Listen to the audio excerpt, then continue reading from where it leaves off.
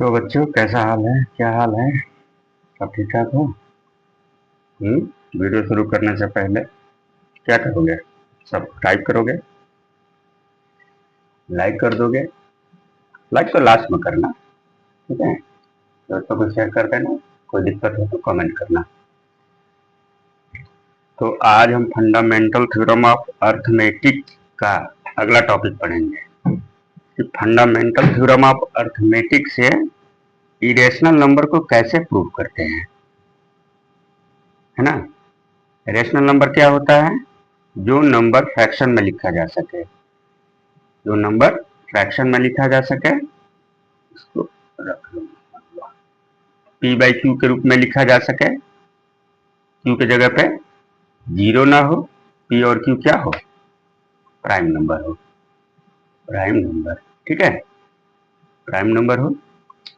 Irrational क्या होता है? जो नंबर रेशनल नंबर नहीं होता है उसे हम इरेशनल बोलते हैं। जैसे under root 2, under root 3, under root 7, under root क्या 9 नहीं होगा, देखो 10, इस तरह से अंडर रूट 11, अंडर रूट 9 क्यों नहीं होगा? मैंने बताया था। देखो अंडर रूट ये परफेक्ट स्क्वायर है, इसका हम स्क्वायर रूट निकाल सकते हैं, 3 आएगा। जैसे अंडर रूट 16 हुआ, हाँ, अंडर रूट 4 हुआ, अंडर रूट 25, अंडर रूट 49, 64, इस तरह से जो परफेक्ट स्क्वायर होता है रूट के अंदर उसका हम स्क्वायर रूट निकाल लेते हैं, है ना? वो इंटीजर में ही आता है, इंटीजर में आएगा। जैसे ये देखो अंडर रूट 9 का निकालेंगे तो 3 हो जाएगा। ये रेशनल है कि इरेशनल? 1 कर लेंगे। देखो डिनोमिनेटर में 0 नहीं है और 3 और 1 दोनों ही क्या है? पॉजिटिव इंटीजर है। ये क्राइटेरिया, इसका रेशनलिटी का क्राइटेरिया पूरा कर रहा है। इसलिए जैसे ये सारे जो नंबर हैं उनको हम प्रूव कैसे करेंगे? हम प्रूव करने के लिए यूज करते हैं कॉन्ट्राडिक्शन लॉ। कॉन्ट्राडिक्शन का मतलब होता है जो नंबर को प्रूव करना होता है उसके ठीक अपोजिट नंबर को हम मानते हैं और अपना माना हुआ ही हम गलत साबित कर देते हैं, ठीक है? जैसे एक क्वेश्चन करो, उसके बाद समझ में आ जाएगा।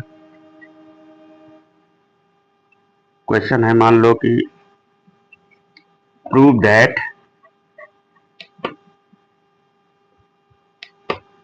Under 2 is an irrational number, ठीक है? अंडर 2 को इरेशनल नंबर प्रूव करना है। कैसे करेंगे? फंडामेंटल थ्योरम ऑफ अर्थमेटिक से। फंडामेंटल थ्योरम ऑफ अर्थमेटिक क्या बोलता है? कोई भी कंपोजिट नंबर जो होता है वो प्राइम फैक्टर के प्रोडक्ट के रूप में लिखा जाता है। सॉल्यूशन देख लो, कॉन्ट्राडिक्शन से इसे प्रूव करेंगे। अंडर रूट 2 इरेशनल है, इसको प्रूव करना है तो हमें उल्टा मानना पड़ेगा। Let us assume under 2 is rational number, ठीक है? इसको प्रूव करना है तो हमें रेशनल मानना होगा अंडर रूट 2 को। जब अंडर रूट 2 रैशनल होगा तो क्या होगा? a बाई बी के फॉर्म में लिखा जा सकेगा। अब यहाँ पे क्या है? वेयर b 0 के बराबर नहीं होना चाहिए और a and b are integers होना चाहिए और साथ में को प्राइम भी होना चाहिए। को प्राइम का मतलब क्या होता है कि दोनों इंटीजर के बीच कोई कॉमन फैक्टर ना हो, एक को छोड़ करके। लिखना है तो लिख लो, ए एंड बी हैव, ये वेरी इंपॉर्टेंट लाइन है, A and B have no any common factor या फैक्टर्स अदर देन या एक्सेप्ट 1, ठीक है? ए और बी के बीच कोई कॉमन फैक्टर नहीं होना चाहिए। अब पी बाई क्यू तो उसको सिंपल करने के बाद ये आता है। जैसे किसी भी रेशनल नंबर को, जैसे मान लो 12/18 है, ये क्या है, 12 और 18 इंटीजर है, 18 की जगह पे 0 नहीं है, ये रेशनल नंबर है। लेकिन ये सिंपल हो सकता है, जैसे 2 से काट सकते हो दोनों को, 2 छक्के 12, 2 9, है ना, 3 से भी कट जाएगा। 2/3 ये क्या होगा, ये सिंपल फॉर्म में होगा। अगर जैसे ये 12/18 है, ये सारे पी बाई क्यू के लिए है, ये इसको जनरल इंटीजर मान लो। और ए बाई बी तो सिंपल करने के बाद, काटने के बाद जो लास्ट में बचता है, उसके बाद वो कट नहीं सकता किसी नंबर से, तो ए और बी के रूप में इसे मानते हैं इंटीजर्स को। ठीक है, ये तो हो गया। अब क्या करेंगे, वो स्क्वायरिंग कर दो। स्क्वायरिंग बोथ साइड, √2 का स्क्वायर कर लो यहाँ पे, ए बाई बी का होल स्क्वायर। ये क्या हो जाएगा, √2 का स्क्वायर, √2 का स्क्वायर यानी √2 इंटू √2 क्या हो जाएगा, √4, यानी इसका स्क्वायर रूट क्या हो जाएगा, 2 हो जाएगा, है ना। √4 को क्या लिखेंगे, 2 इंटू 2, तो एक पेयर में से एक बाहर निकल गया 2, ये 2 हो गया। ये क्या हो जाएगा, ए स्क्वायर बाई बी स्क्वायर। ठीक है, बी को हम ले जाएंगे, पहले हम पहला इंटीजर को चेक करेंगे क्या हो रहा है क्या नहीं। ए पहला है और नीचे बी दूसरा है, तो यहाँ पे बी स्क्वायर यानी 2b square equal to a square, तो b square equal to a square by 2। ठीक है, इक्वेशन 1 मान लो। यहाँ पे क्या देख रहे हो, ए स्क्वायर बाई 2 एक थ्योरम होता है।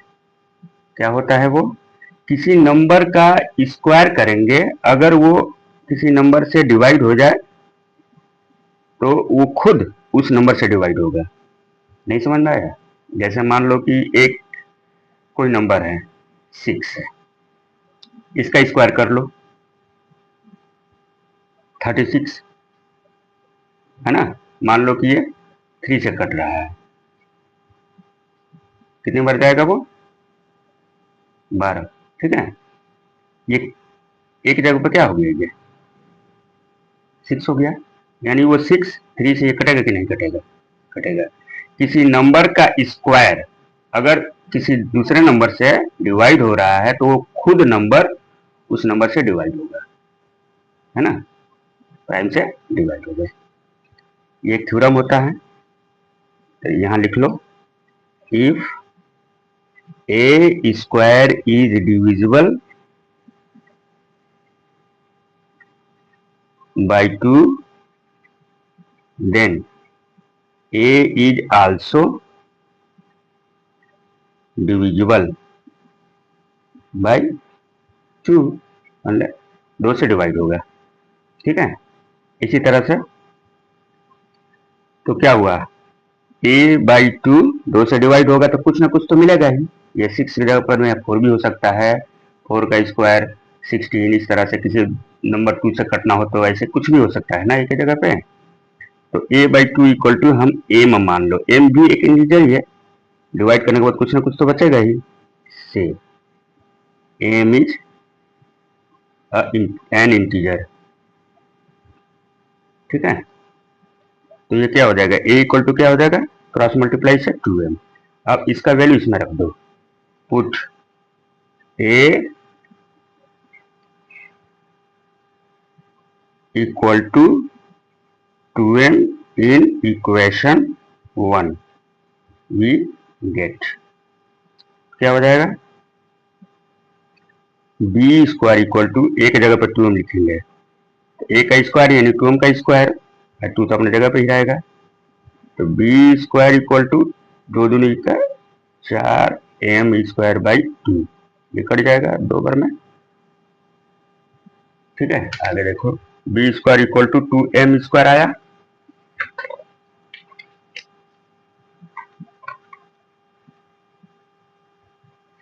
क्या आया था, B square equal to 2m square, या इसको हम 2m square equal to B square भी लिख सकते हैं, इसको पहले इसको बाद में, यानी m स्क्वायर ये 2 से मल्टीप्लाई है तो इक्वल के बाद क्या हो जाएगा, डिवाइड हो जाएगा, तो यहाँ क्या देख रहे हैं, वही चीज आ गया। मतलब किसी नंबर का स्क्वायर 2 से डिवाइड होगा तो वो खुद नंबर 2 से डिवाइड होगा कि नहीं। जैसे ए में लागू, ए स्क्वायर में लागू हुआ था, वही थ्योरम इसमें भी यहाँ भी लगेगा। तो क्या लिखेंगे, if B square is divisible by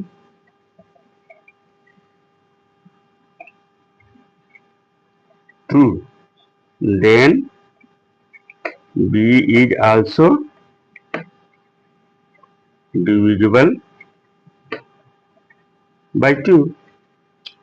ठीक है, यहां देखो a इज डिविजिबल बाई, यहाँ क्या लिखेंगे, a इज डिविजिबल बाई 2, यहाँ पे क्या लिखेंगे, b इज डिविजिबल बाई 2। मतलब a और b के बीच एक कॉमन फैक्टर आ गया 2, और यहाँ क्या लिखे हैं शुरू में ही, a और b के बीच कोई कॉमन फैक्टर नहीं होना चाहिए, और यहाँ पे कॉमन फैक्टर 2 आ गया। इसका मतलब जो हम एजम्पशन किए थे वो तो रॉन्ग था। ठीक है, इसी चीज को हम अपनी लैंग्वेज में लिख लेंगे कि क्या है, here we can see that A and B have a common factor 2, hence ये कंट्राडिक्शन कैसे हुआ, क्योंकि हम माने थे उल्टा, इरेशनैलिटी को रैशनल माने थे, इसलिए लिखेंगे हेंस दिस कंट्राडिक्शन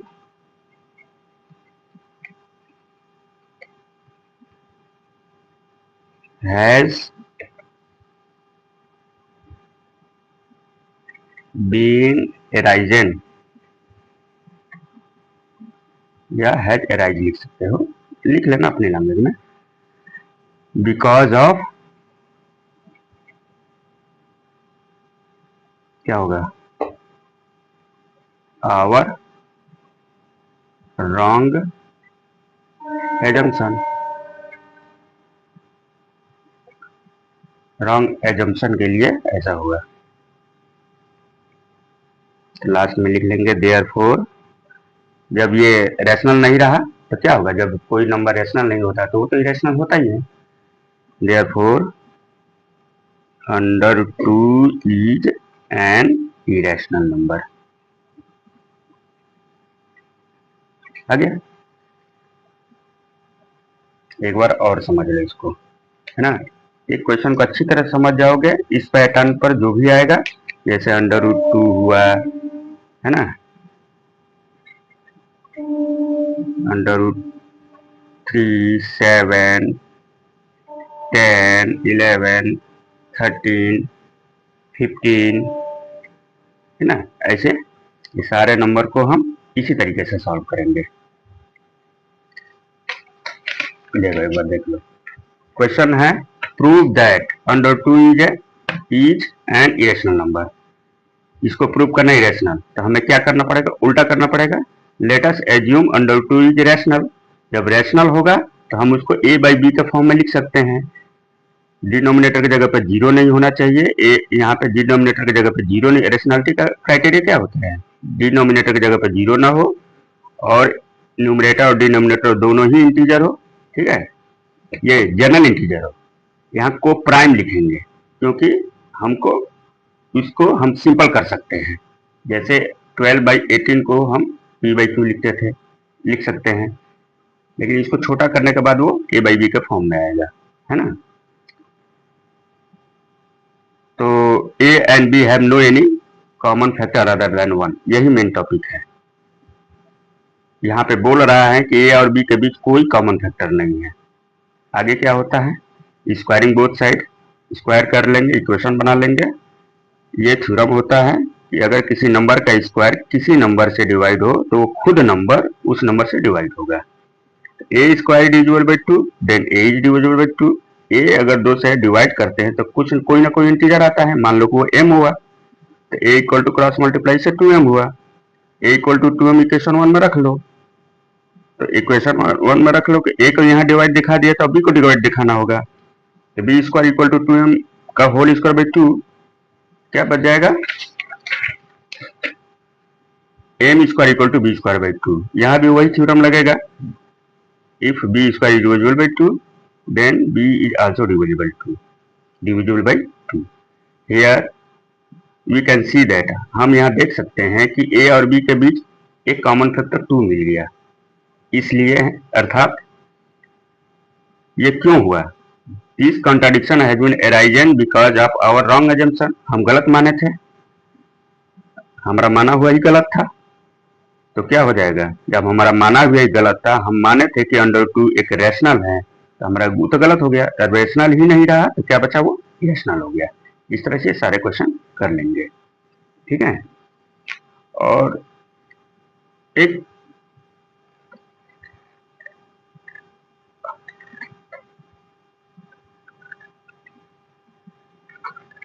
ठीक है, यहाँ देख लो, शॉर्ट में समझा रहा हूं तो मैं से लिखना, ऐसे प्रूव, क्वेश्चन ही है, that 1/√3 is an irrational number, ठीक है।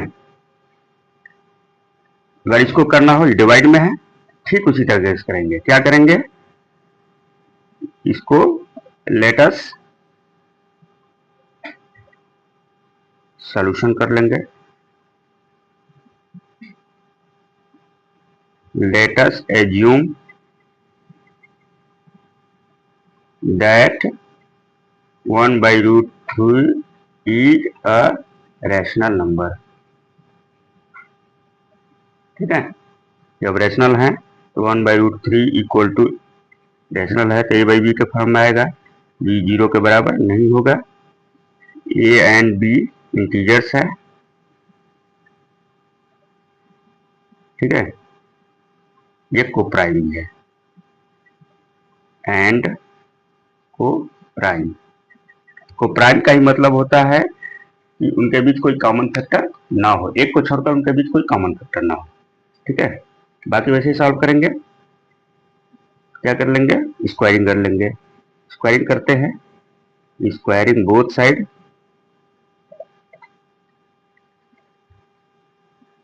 तो 1/√3 का स्क्वायर कर लेंगे equal to a by b का यहाँ पे स्क्वायर कर लेंगे, ठीक है। तो 1 ये √3 का स्क्वायर करेंगे तो क्या आएगा, 3, मालूम है कैसे आता है, √3 का स्क्वायर करेंगे, यानी 2 बार है, √3 इंटू √3 क्या होगा, दोनों ही स्क्वायर रूट है तो इसमें मल्टीप्लाई हो जाता है, 9 की जगह ए स्क्वायर बाई बी स्क्वायर, ठीक है। अब आगे देखो, आगे उसके बाद क्या करते हैं, क्रॉस मल्टीप्लाई कर लेते हैं, इसको दोबारा लिख लेते हैं, 1/3 equal to a square by b square.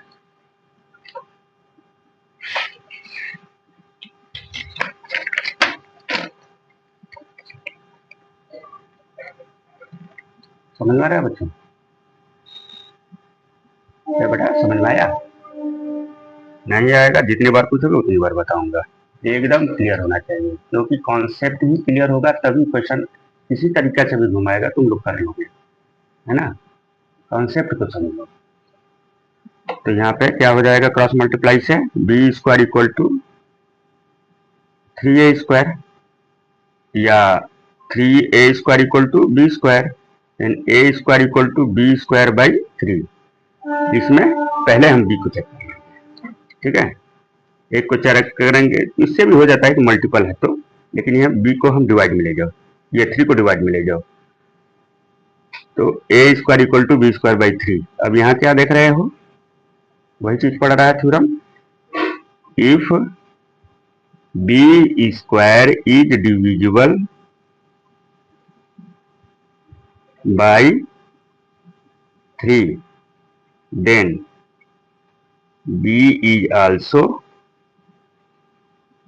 Divisible by 3। B की जगह पर कोई भी नंबर हो, उसका स्क्वायर अगर 3 से डिवाइड है तो वो खुद वो 3 से डिवाइड होगा, है ना। इसको इक्वेशन 1 मान लो। 3 से डिवाइड होगी यानी बी 3 से डिवाइड होगा, यानी कोई एक इंटीजर आएगा ही से। एम क्या है यहाँ पे? एम इज एन इंटीजर, ठीक है। तो क्या हो जाएगा? B equal to cross multiply से बी इंटू 1 बी होगा, 3m पुट कर देंगे इक्वेशन 1 में। इन इक्वेशन 1 में क्या मिलेगा? तो बी की जगह पर 3m, यानी ए स्क्वायर इक्वल टू 3m का whole square by 3। A square equal to 9m square by 3। A square equal to 3m square और 3m square equal to a square, क्योंकि इसको उठा करके हम लेफ्ट में कर लिए, राइट साइड वाला इक्वल के पहले वाला राइट में कर लिए, लेफ्ट साइड वाला राइट में, राइट वाला लेफ्ट में। तो एम स्क्वायर क्या होगा? ये 3 से मल्टीप्लाई है, डिवाइड के बाद ये इक्वल के बाद क्या हो जाएगा? डिवाइड में चला जाएगा, ए स्क्वायर बाई 3। यहाँ भी वही चीज हुआ। If a square is divisible by 3 then a is also divisible by 3। क्या हुआ? यहाँ देखो ये लाइन को, b इज डिविजिबल बाई 3, यहाँ भी a इज डिविजिबल बाई 3, तो गलत हो गया। आगे कर दे, चलो यहीं पे कर देते हैं। वी कैन सी दैट, वही चीज लिखेंगे, वही स्टेटमेंट लिखेंगे। We can see that a and b are not coprime, ऐसे भी लिख सकते हो, को प्राइम नहीं है। क्यों हुआ ऐसा? This contradiction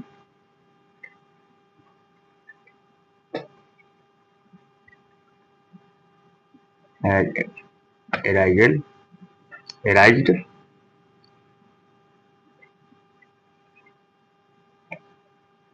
has been arised, जैसा भी हो ग्रामेटिकली तुम देख लेना। This contradiction has been arised because of our wrong या incorrect assumption। जो हम एजम्पशन किए थे वो गलत एजम्पशन किए थे। जब गलत एजम्पशन किए थे तो रेशनल अब रहा नहीं, hence 1/√3 is an irrational number. Prove हो गया, ठीक है। इसी तरीके से मान लो कि एक छोटा क्वेश्चन क्या है लिखा है, होगा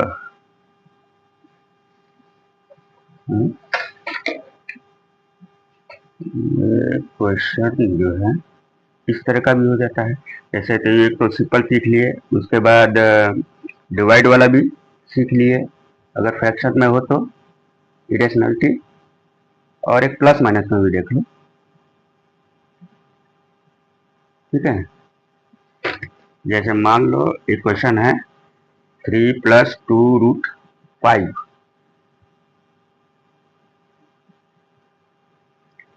यहाँ प्रूव दैट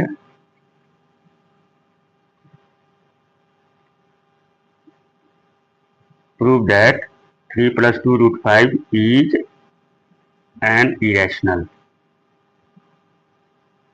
number। देखो इसको कैसे करेंगे सॉल्यूशन।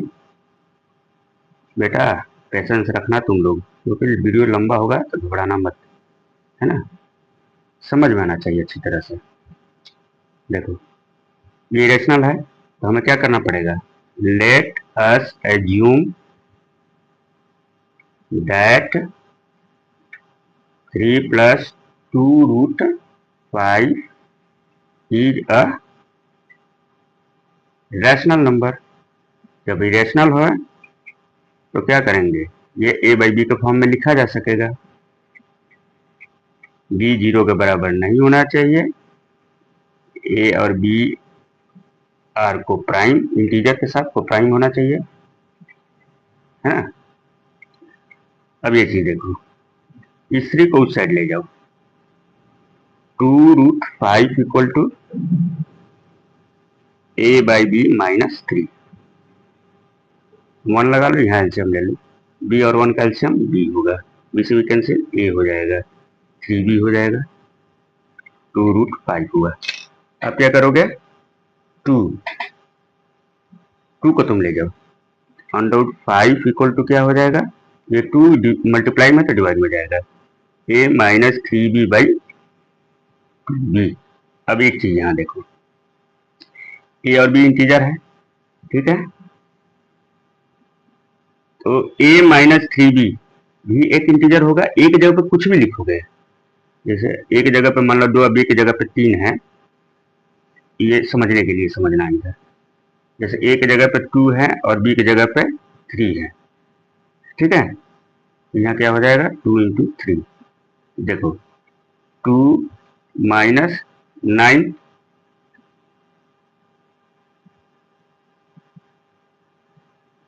बाई कितना हो जाएगा, 6। ये भी एक इंटीजर आएगा, ये भी एक इंटीजर आएगा, इंटीजर बाई इंटीजर, डिनोमिनेटर जगह पर 0 नहीं है, इंटीजर और इंटीजर दोनों है न्यूमरेटर डिनोमिनेटर में, तो ये क्या हो गया, ये पूरा रैशनल हो गया। ये राइट हैंड साइड वाला क्या बन गया, rational. Right hand side is a rational number, rational बन गया, बन गया।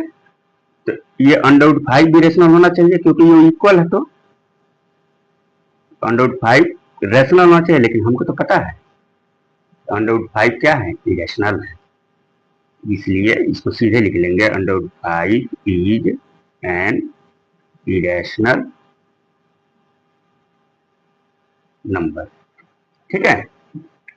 यहाँ कंफ्यूज मत होना तुम लोग, ये -7/6 ये इंटीजर बोला है, ये नहीं बोला है कि पॉजिटिव है कि निगेटिव है कि जीरो है। हाँ, ये तीनों चीज हो सकता है एक जगह पे या पी के जगह पे, p/q के फॉर्म में लिखा जाता है ना, तो p के जगह पे निगेटिव, जीरो या पॉजिटिव इंटीजर हो सकता है, q के जगह पे केवल जीरो को छोड़ करके निगेटिव भी हो सकता है, पॉजिटिव भी हो सकता है ना। एक बार और समझोगे, एक बार और समझ लो, 1 सेकंड 2 सेकंड, हाँ ज्यादा टाइम नहीं लगेगा। जैसे एक क्वेश्चन प्लस में दे दिया, 3 + 2√5, इस तरह का कोई क्वेश्चन दे दिया, एज्यूम कर लेंगे वही चीज, रैशनल, रैशनल होगा तो a बाई बी के फॉर्म में होगा, b 0 के बराबर नहीं होगा, a बी को प्राइम होगा, ठीक है। तो यहाँ पे क्या करेंगे, देखेंगे कि क्या क्या चीज उधर जा सकता है। ये +3 अकेले है, उधर जाएगा तो -3, उसके बाद √2√5 बचा इधर left hand side, a -3b/3, 2 को भी लेके चले जाओ, तो केवल ये चीज हो जाए, है ना, 2 चला गया। अब यहाँ पे a -3b एक इंटीजर है, 2b भी एक इंटीजर है, डिनोमिनेटर के जगह पे यहाँ 0 भी नहीं है, ये रेशनलिटी का क्राइटेरिया पूरा कर रहा है, तो राइट हैंड साइड क्या हो जाएगा, रैशनल नंबर हो जाएगा, तो लेफ्ट हैंड साइड को भी रैशनल होना पड़ेगा, लेकिन हम जानते हैं कि √5 ये लेफ्ट हैंड साइड क्या है, एक इरेशनल है, यहाँ पे लिख लेना, वी नो दैट, ठीक है, √5 इज रैशनल नंबर, प्रूव्ड। ये पूरा लिखना होगा ना, सॉरी हम लोग तो पूरा नहीं लिखना होगा ना, ये पूरा चीज लिखना होगा लास्ट में यहाँ पे, hence 3 + 2√5 is an irrational number.